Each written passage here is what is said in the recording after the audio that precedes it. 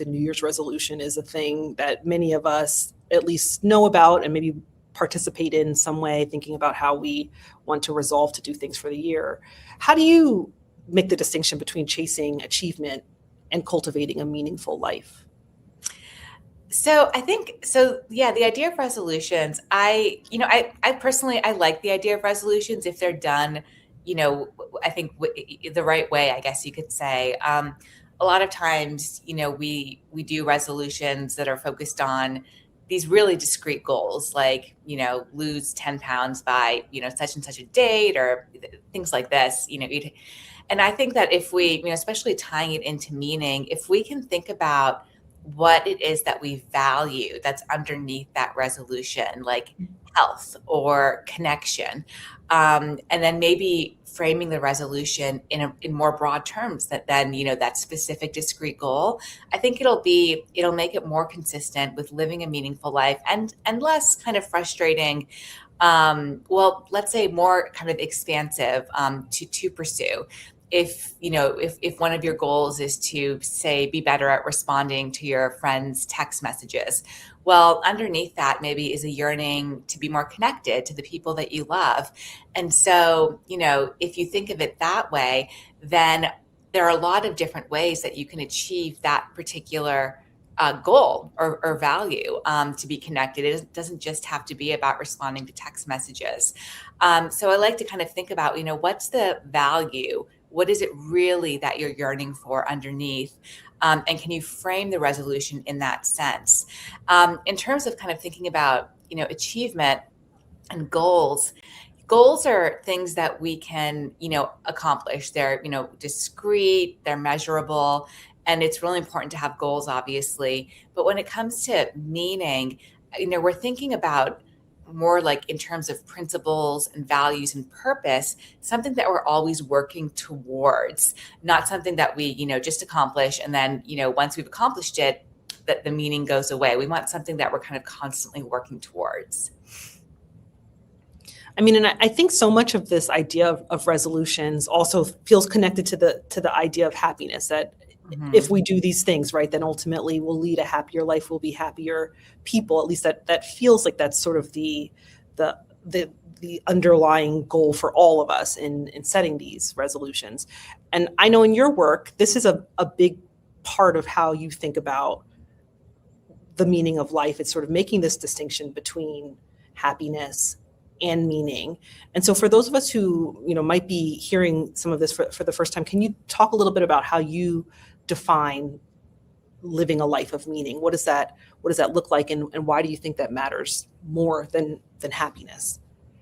Well, I remember, when I was first kind of engaging with these topics, that I think it was actually around the new year, several years ago now, but there was so much kind of in the media, on social, in the press, on social media, about, resolutions and happiness, like 5 ways to have a happier new year.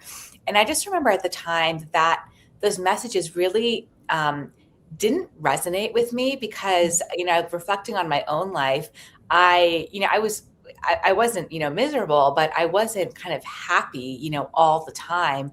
And so I began to think, oh, is there something wrong with me that I'm not happy all the time?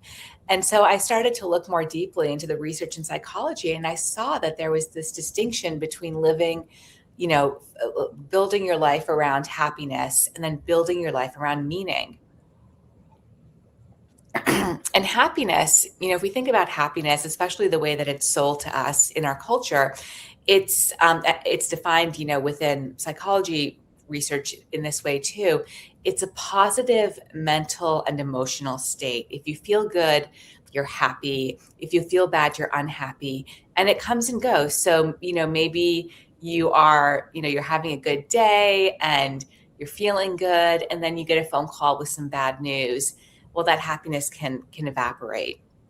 Meaning, though, is more of a stabilizing force. So the defining feature of a meaningful life is connecting and contributing to something beyond yourself. So that could be, your family, the work that you do, for people who are, have spiritual, religious commitments, to God or something larger, the universe. So meaning is all about kind of stepping beyond yourself. It's not just about how you feel, but it's stepping beyond yourself to connect to something bigger. And for a lot of us, that, like I said, is a stabilizing force. If happiness can kind of come and go, if it's more ephemeral, meaning, is there no matter what our kind of emotional state is. We're always, if your family is a source of meaning, your family, will continue to be that source of meaning, even if you're having a bad day. Yeah, I mean, it feels so important, and I guess if you look at it from the other lens, like I know that you in your work are spending lots of time talking to people who are sort of contemplating these big questions about what is the meaning of their own lives, and then also what does happiness look like for them in that moment. And when you find that people are coming to you and they say that they're feeling stuck or unhappy or dissatisfied in some way, I guess, what are you noticing that they're most often missing? Is it purpose and connection, or is it something else entirely? I think that, yes. So, when people come to you, for me, as a therapist, or even just, your friends or people you love, and they feel stuck, that they feel unhappy, I think there's this really natural tendency to want to cheer them up, to make them happy. Hey, like, look on the bright side, or hey, like, let's go, do this fun thing and you'll feel better. But what we actually know, we know this from the research, and I know this from my own clinical experience, is that, happiness kind of lives on the surface. It doesn't penetrate deeply. And so when people are, feeling depressed or hopeless, lonely, or, anxious, and we know that all of those markers of kind of, suffering have been rising in recent years. When people are feeling those ways, what they need is something kind of more than happiness. They need something deeper.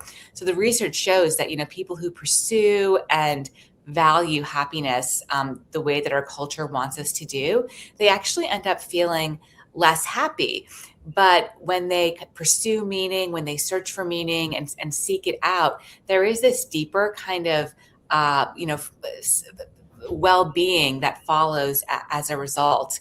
And so a lot of times, yes, when I'm seeing people who feel stuck, there's this kind of unmoored feeling. They don't feel like they have a sense of purpose. They're kind of drifting from this to that. Don't really have a sense of who they are. And once you are able to kind of help them, recognize, what their purpose is, then things start to fall in line a little bit more. The classic example of this is Viktor Frankl, the Jewish Holocaust survivor from Vienna, who wrote Man's Search for Meaning, a beautiful book. And it's about his experiences in the concentration camps during the Holocaust. And he writes about how, the inmates in the camps had lost everything. They'd lost their families, they'd lost their homes, their freedom. And so understandably, a lot of them, decided that, there was nothing else left to live for. But there were some people who continued to believe that there was some purpose or meaning driving their lives, like being reunited with their children who were living, elsewhere in safety.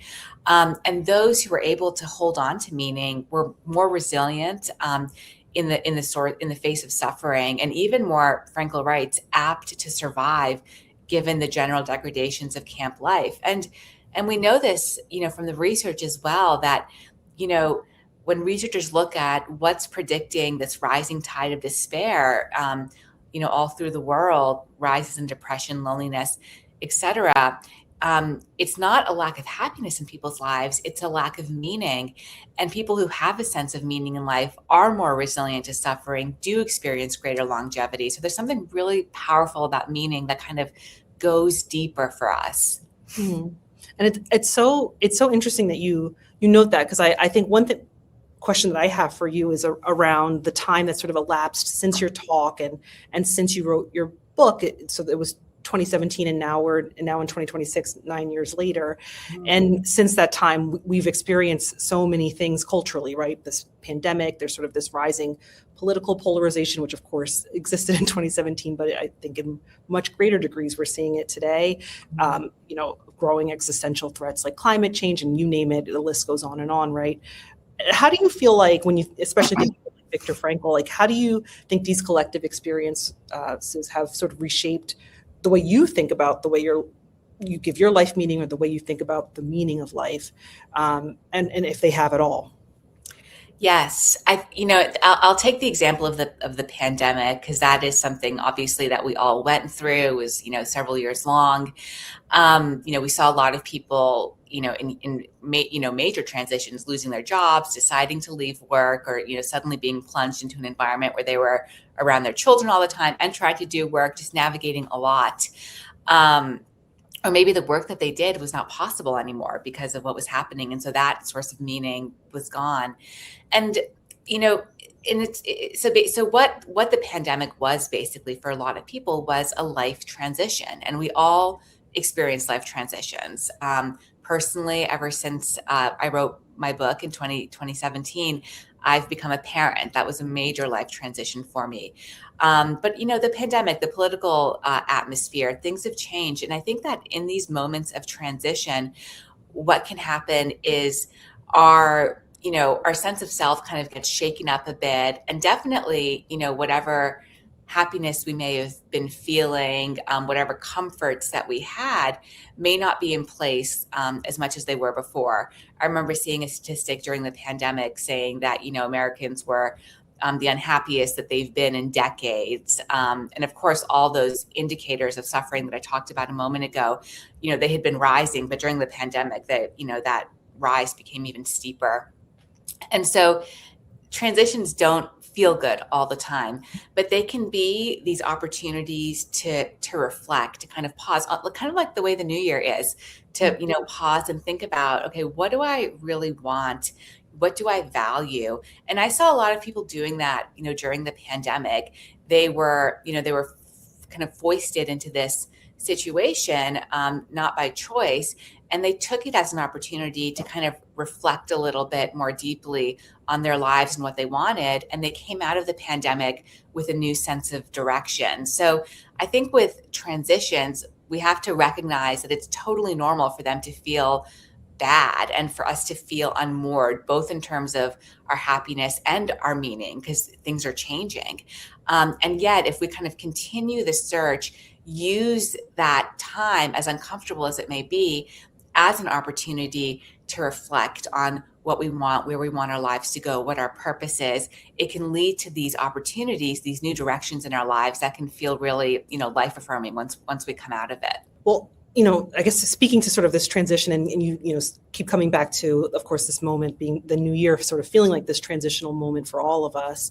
And in your book, you talk about the four pillars of meaning as belonging, purpose, transcendence, and storytelling. You talk about that in the talk as well. I guess in this moment, are there one or two that feel especially important to nurture right now? I think for every person, different people will feel resonate with different pillars, to more or less of a degree. And you don't have to have all four of the pillars, necessarily in your life in order to feel like your life is meaningful. But for some people, belonging is really important. Those connections we have to others. For others, it's going to be, transcendence, this connectedness to, the beauty around us, to nature, to the spiritual world.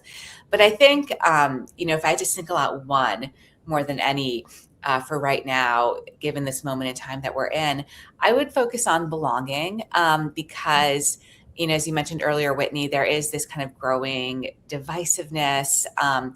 And, this is obviously kind of impairing and getting in the way of us having the kind of relationships that we want to have with people. There's kind of that cliche now about, the Thanksgiving table, and, family members who've become estranged from one another as a result of political beliefs.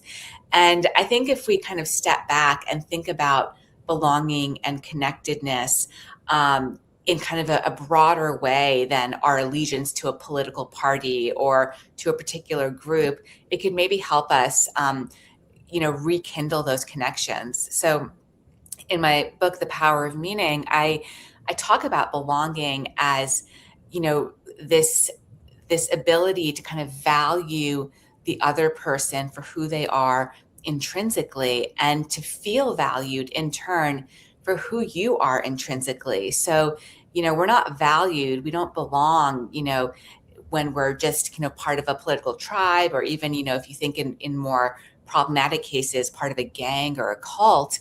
We have true belonging when we're valued for who we are intrinsically, kind of deep down, being recognized as a human being. I think political parties and groupishness, you know, sports team affiliations, another example, can offer this kind of cheap sense of belonging, but true belonging springs from this place of love, I would say. Like smaller case love in some cases, where you actually just kind of connect with another person. It could be the person at the grocery store, or your child at home. And so kind of stripping away some of these myths of belonging, that it has to come from being affiliated with a group, or for believing a certain thing, I think can help us in this new year forge better connections. And I'll say too, just kind of referring back to the data as well, so much of what's driving rising rates of depression, suicide, self-harm is loneliness, and a sense of isolation. And again, the antidote to that is belonging and feeling connected to others. I think that makes so much sense, that it feels like being able to sort of see yourself as part of this bigger fabric and make those connections really will be able to feed your purpose in a lot of ways. And I imagine there, are questions in the chat about some of the other pillars, and it seems like maybe belonging is a funnel to helping you realize some of those other pillars as well. Is that accurate? Yeah, I think so. And I said, a second ago too, oh, you don't necessarily have to have all the pillars in your life for your life to feel meaningful, but I'll make an exception to that. Whereas, I do think you have to have a sense of belonging, kind of, connections to others, that feel, rich and meaningful to you. We're human beings are social creatures. We, we thrive on the relationships that we have. And, when you ask people, okay, what are your most important sources of meaning in life? They will say, my relationships, my family, my community. So belonging is really important. And yes, like I think it can fuel these other pillars of meaning as well. I mean, if you think about, purpose, a lot of us will, find a sense of purpose in being a part of a community, in playing a particular role in a community. I think about, caretakers, for example. The caretaking is, kind of an ultimate example of, loving and devoting your life to something beyond yourself. And so it's belonging there, but it's also this sense of purpose as well. So I do think that belonging is kind of underneath many of the pillars, and really important for all of us to have in our lives. And I'll just say too, we hear a lot about how relationships are important to well-being. Relationships are important for our sense of happiness, our sense of meaning. And I just want to say, of course, that's what I'm saying. But when I talk about belonging, what I'm really talking about is a specific type of relationship, relationship, again, where you're valued for who you are intrinsically. We're all in, many relationships, and in some of those relationships, belonging exists. In some of those relationships, even, close ones, like to, family members, or friends, belonging might not exist. And so I'm really talking about a specific feature of a relationship. Well, Emily, we have lots of questions coming in from members that I think will add something great to this conversation. So I want to bring some of those in. We have one from Antoinette, where they ask, in periods of transition, especially when we feel called to leave a familiar but misaligned path, how can we distinguish between pursuing meaningful growth and chasing an idealized version of the quote unquote right fit? What does it look like to move toward purpose without forcing outcomes? Yes. So, Antoinette, that's such a great question. So yes, a lot of us, could find ourselves in situations that I think, like you said, feel misaligned, are comfortable, but don't necessarily fit with, our values, or how we saw our life going. And there's that kind of grass is always greener effect, right? Oh, if I just left my job, or, left this relationship, moved here, then things would be better. And, of course, that's not always the case. Sometimes it might be the case, but it's not always the case. And so I think what I'd recommend in a case like that is to, think about like the situation, that you're in right now. In what sense is it misaligned? Is it misaligned in the sense that it is, running in the opposite direction of your values? Are you, working for a company, for example, that's not doing the sort of good in the world that you would like to be doing with your life? Or is it something different? Is it that, the tasks that you're doing, the life that you're in feel boring or feel unstimulating, unsatisfying?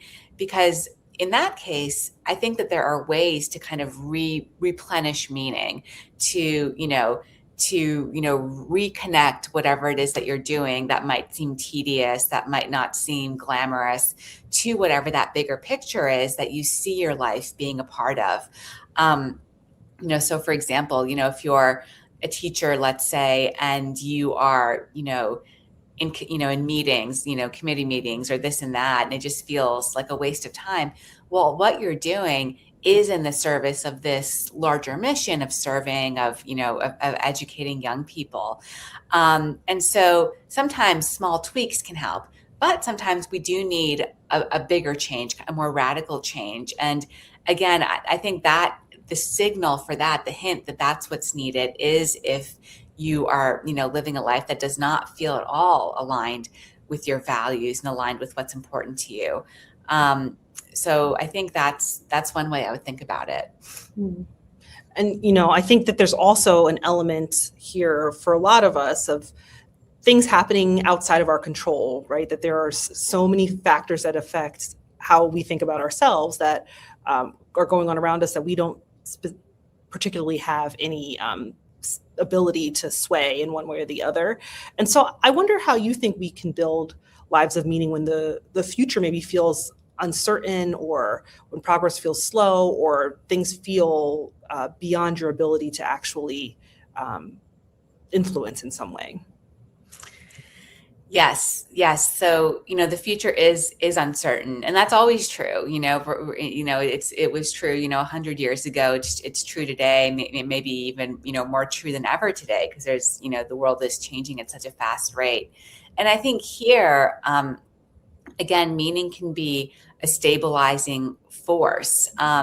If we're committed to, connecting and contributing to something beyond ourselves, whether that's our family or the work that we do, something, more spiritually inclined perhaps, then that can be an anchor for us, even as things change all around us. I think, I was saying at the beginning of the episode of the show here with you, Whitney, that, when it comes to meaning and happiness, that, things can feel uncertain, and that when we're setting resolutions for ourselves, goals are these kind of discrete things that we can accomplish. Happiness is something that, we may want, but it comes and goes.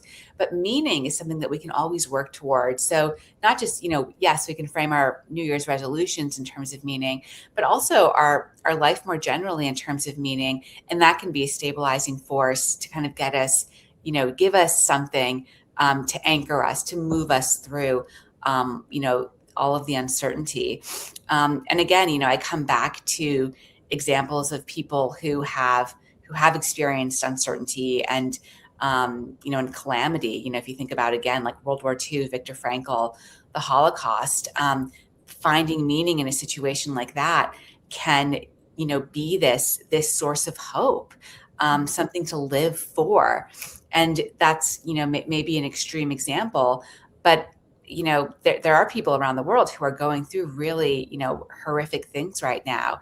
But there's also, those of us who are privileged to lead, to live in peaceful societies. And even for us, maybe you have chronic disease, maybe there's something else really hard going on in your life that makes the future uncertain. I still think that having that meaning, that purpose, can, does give that sense of hope. It's that forward pointing arrow that leads you into the future, helps you kind of get, move through the bumps of life. And so let's talk a little bit about what that looks like then. So Deja, member Deja, has a question about how you can integrate big goals into an everyday schedule, routine, or plan. What are some of the small everyday practices you think can help us stay oriented towards meaning? Yeah, that's a great idea. I mean, that's a great question. I think that, there are a lot of small things that we can do. So, for example, um, I think, I'll give an example that's personal to me. So there's, like I said, I've had, children since I wrote my book. I have, one is 4 years old, the other is 2, the other is 12 weeks old. And so a lot of my time these days is spent doing things like laundry and washing bottles and, preparing, meals and trying to coax my kids to eat those meals. And it can feel like, I don't know, it's hard, it's hard being a parent. Sometimes it's wonderful, it's joyful, it's beautiful as well, but it can also feel hard. And I think that, I'm constantly trying to remind myself that all of these things that, my husband and I are doing for our kids, even though they can seem frustrating or, tedious or boring, folding laundry, whatever, that they're all part of, caring for and loving these children. And so, you know, cooking the meals, folding the laundry, washing the bottles, those can turn into acts of love. And so that then endows those things with a greater sense of meaning and kind of, just brings a little bit more peace and comfort when things feel chaotic and uncertain at home. So I think reframing what we're doing, I think, can be a really powerful way to align, our everyday tasks with those broader goals, reframing them to connect them to something meaningful. The other thing is, I mean, I would say like finding micro moments in your day to cultivate meaning. If you're working, for example, in the office, like, can you have a brief maybe conversation with someone where you're really tuned into them and connected with them, and that can be a moment of belonging. In my talk, I tell the story of a friend of mine, Jonathan, and this sense of connectedness that he has every morning buying a newspaper from this street vendor in New York, and the two of them kind of getting to know each other and walking away from that moment feeling lifted up, feeling like they've been really seen by the other person. So these little moments of meaning that we can build into our lives as well. If you think about, transcendence, for example, maybe you create a playlist for yourself on Spotify or Apple Music, whatever, that is your kind of transcendence playlist, your beauty playlist, and you listen to that in the morning or at night, whenever. So these little ways to kind of bake meaning into our lives, I think, we just have to think about, what is it that's meaningful to us, and how can I, bring it into that playlist or bring it into that, interaction that I'm having with that person at work or on the street or whatever. Hmm.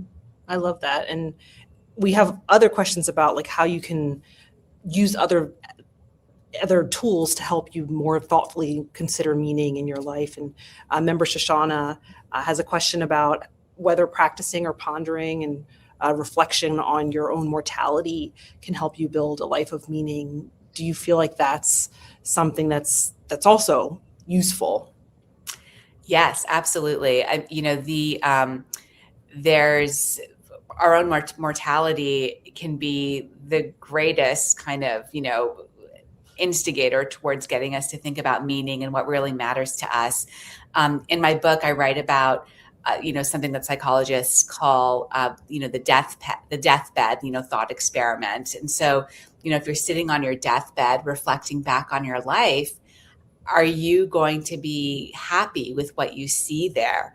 Are you going to be satisfied, I should say, with like what you see reflecting back? Are you going to feel like you did the things that were important to you, that you did your best to kind of live out your values, to love and be loved, those kinds of things? Or are you going to feel despair that you didn't? um, what regrets might you have?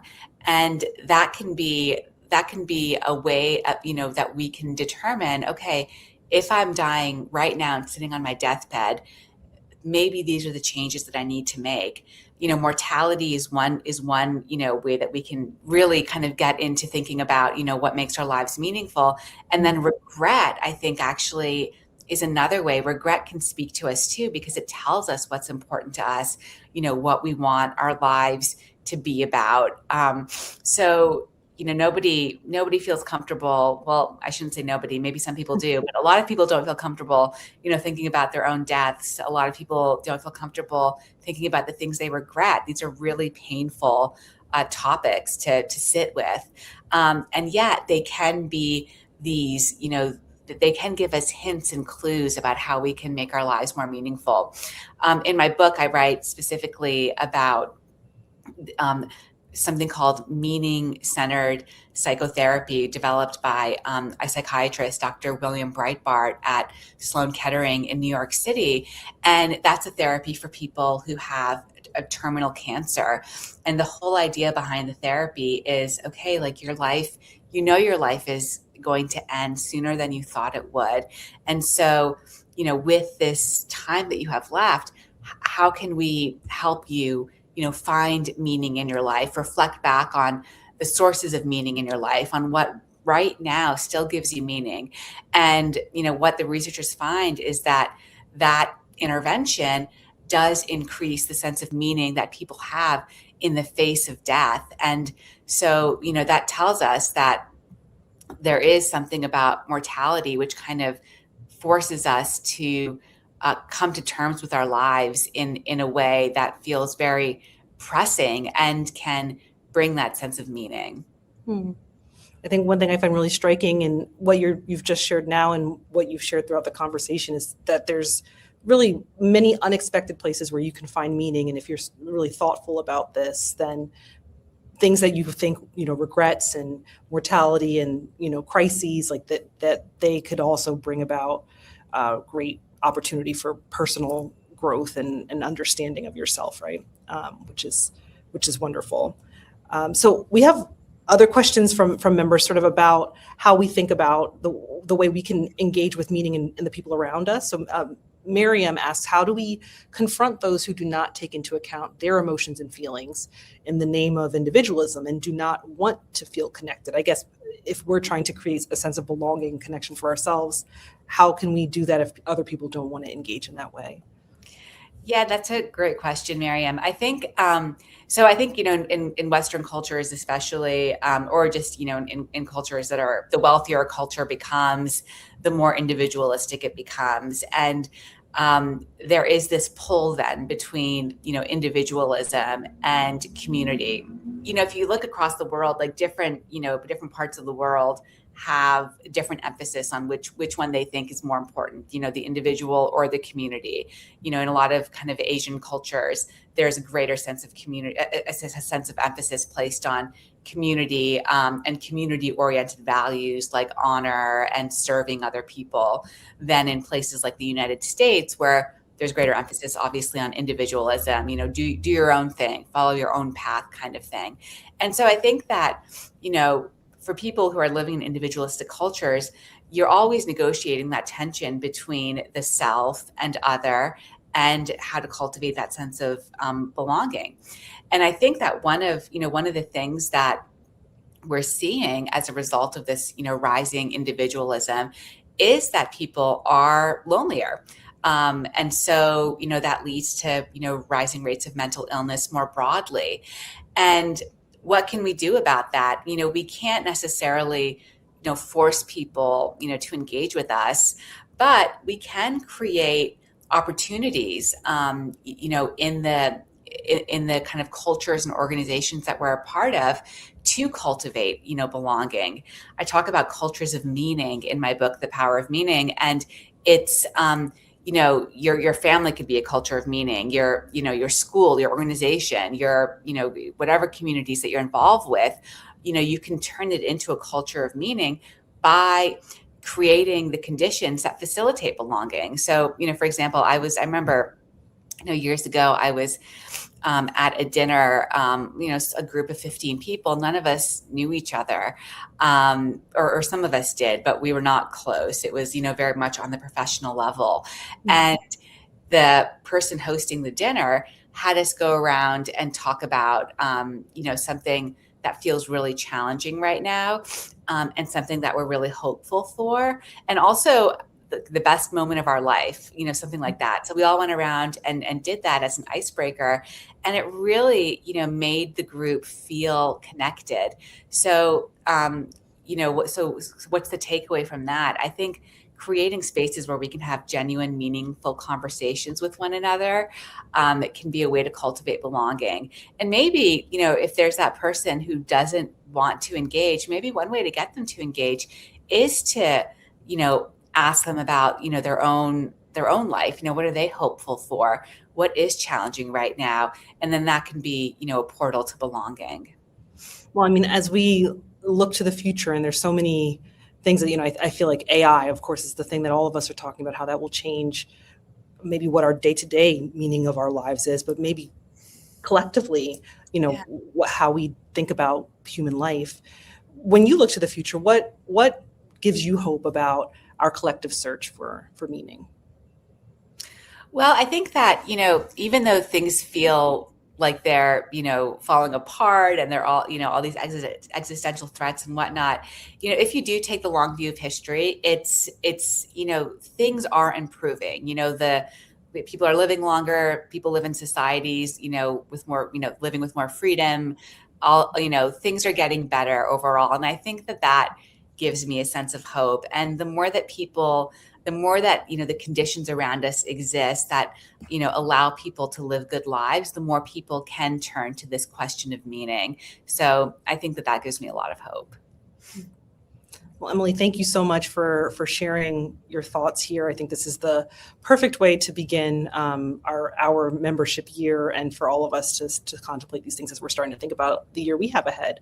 So thank you for taking the time to join us and share this. Well, thank you so much, Whitney, and thank you for all the questions. It was great to be with you all.